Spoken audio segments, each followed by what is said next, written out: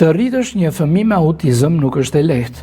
Këtë e pohon edhe prefektja e Qarkutkorçës Florida Zegullaj, e cila si nëna e një fëmie me autizëm rrëfen sfidat e përditshme dhe sakrificat që kërkon kujdesi ndaj kësaj kategorie.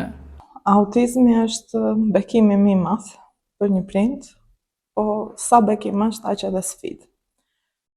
Lidhet me një kalvar shumë të gjatë, vuajtjesh, mundimesh, duke filluar që në pranimi, deri te gjetja e shërbimeve, sepse duhet të kuptosh një botë që është shumë larg asaj botës që ne jemi mësuar të shohim.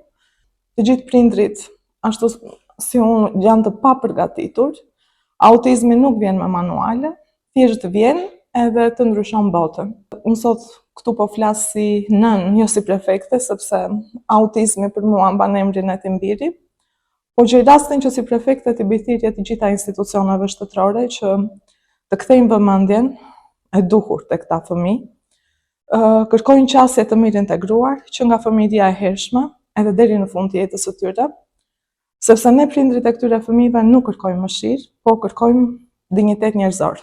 Thirrja është jo vetëm për institucionet, po për shoqërinë e tërë, që të ndalojmë pak edhe të mos jemi paragjykues, po thjesht të mundohemi të kuptojmë gjuhën e tyre, sepse pavarësisht se ju mungojnë fjalët, kanë shumë për të na thënë dhe për të na treguar. T'u japim shansin që të zhvillojnë potencialin e tyre, sepse vërtet kanë shumë për t'i dhënë shoqërisë tonë.